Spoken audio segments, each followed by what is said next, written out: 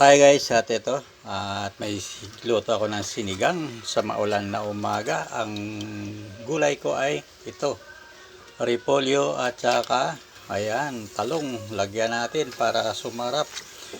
Ngayon lang ako nakapaglagay ito ng repolyo sa sinigang na pork. Ayan, no? Ayan. At ayun, no? Ayan.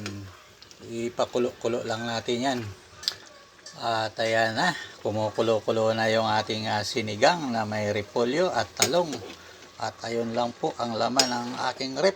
At dahil maulan, ito lang ang gulay na linagay ko. Ayan. Try ko nga maglagay ng repolyo sa sinigang. Ayan. At ito ay mamaya ay hatulan natin kung masarap. Ayan, kumukulo na. At ayan, at kumukulong-kulong-kulo na siya. Ayan. At tinikman ko na, ay masarap pala yung repolyo sa sinigang. Ayan. Try nyo po magluto din ng ganito na may repolyo sa sinigang at masarap po. Ayan. At dito, ang sabaw ang masarap. Thank you for watching. God bless us all.